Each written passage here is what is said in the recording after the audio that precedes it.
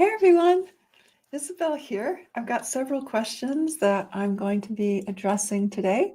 But first of all, excuse me. Oh dear. First of all, I'm leaving for the Tucson Gem Show tomorrow, and yeah, I got tons of things to do left, but I'm so excited to go. I'll be meeting my brother there, and then my husband Bob will be joining me a few days after that. Several people have let us know that they're interested in the Nephrite J Adzi pendants that I talked about in my previous weekly video. Oh. And I did contact the vendor to make sure they're bringing them, and yes, they'll have them in various sizes. I don't have information on the pricing, but if it's the same as last year, you'll be looking at around $350 to $700 retail, depending on the size. So let us know if you're interested. I do have a growing list of really great questions that have come in, and I'll address those that have shorter answers here. First one, you mentioned tranquility as a healing gemstone for sleep when the mind is overactive, but it's pricey. Yeah. What are other gemstones that I can use to help sleep? Well, yes, there are others. And personally, I have worked with opalite and golden beryl. The gems have a very calming and relaxing energy that can help you let go of stress and therefore sleep better. There's also the Foundation 5 as a collection, which I personally have been using lately to balance my body so that I can sleep. And it's really been amazing. The nights that I don't use the set of 5 necklaces laid across my body, I don't sleep well. And the nights that I do use them, I do sleep well. So that is my proof that they really do work for me. But if you just want one, you can use the ruby onyx. You can place that below your feet to help draw energy down your body. It has a settling effect on your energy, which can help with sleep. And if you have no other healing gemstone tools, I'd suggest you start with that one, just the ruby onyx. It's very affordable. The formula Living River I have also used in the past. It has the ability to move energy down the body, relieving excess from the head and upper chest. So if you also have a cough, that would be a good indication. Or it's also great for urinary tract infections. So if you also got that, well, I would look to the Living River. If your insomnia has anything to do with emotional upset, then I would look to pink chalcedony and pink spinel. And if grief is also present, try mother of pearl with blue chalcedony. These last, excuse me, live TV. These last two can be most effective when you just hold them to your heart as you fall asleep. So that is a list of a few other gemstones that you can use to help you with sleep. There's also, if you go to our website and go to purposes in the nav bar, you can find the purposes. There's a purpose for calming and relaxation. So there are a few other gems that I didn't list that you can find there. Anyway, next question. What is the difference between using a crystal with intention and programming it? Well, that is a great question. And I'm going to give you an analogy that comes to mind. And I'm going to say this with a touch of humor.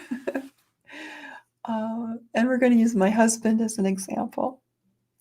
So let's examine the difference between a relationship with my husband based on our intention versus programming. So it's both his and my intention to have a loving, respectful, and mutually supportive relationship. And indeed, we're getting along very well.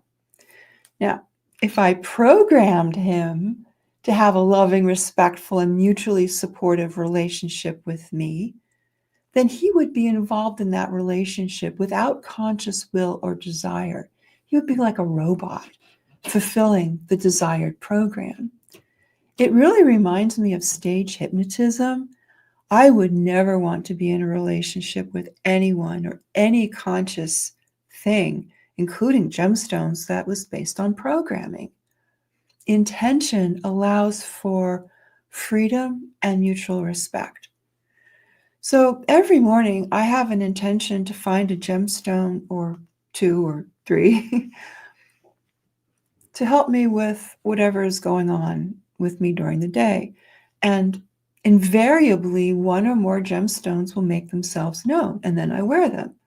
I don't demand anything from them. I don't program them or stage hypnotize them to help me.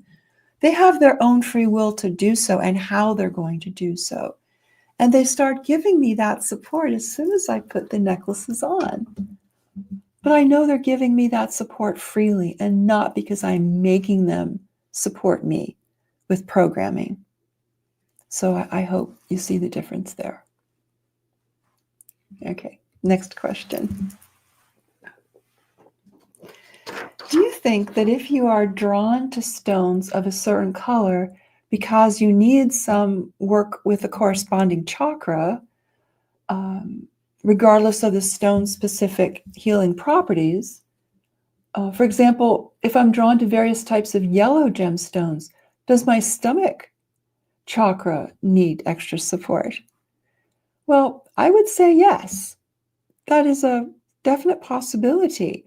But perhaps you could examine what the yellow color means to you for an insight on how these gemstones are supporting you. What else is going on? Yeah. Can I use a round diamond bead in your diamond therapy classes?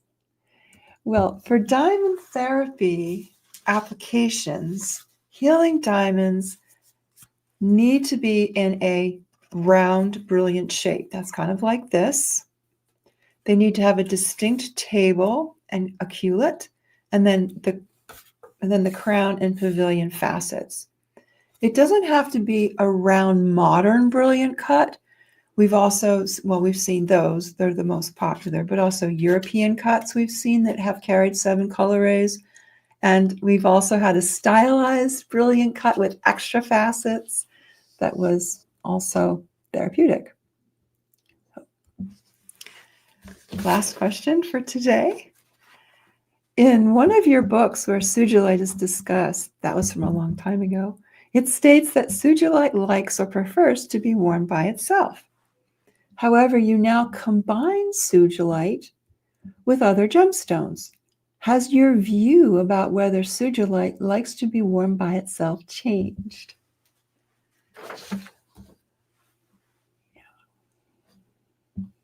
Well, I have learned a lot about healing gemstones since the 1980s when I first brought out the concept of healing gemstone spheres. And then, in 2010 is when I learned about the symbiotic stones. And when I wrote about Sugilite, I just wasn't aware of the symbiotes. We pair Sugilite with indigo because both of the stones have an affinity with the intuitive body. And we also use Sugilite as the symbiotic stone along with tanzanite to support the primary stone, which is lavender quartz, in our formula called Master Healer.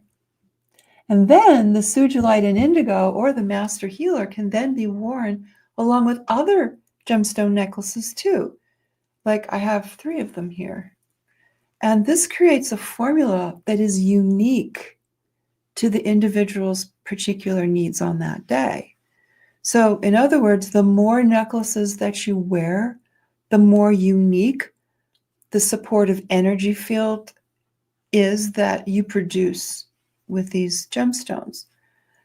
So I hope that explains what's going on there. Well, that's all the questions I have for today. I hope you have a wonderful rest of your week, and I will see you next week from Tucson. I'll be filming from Tucson, And maybe I'll have some fun things to share with you by then. Okay, have a wonderful day and bye bye for now.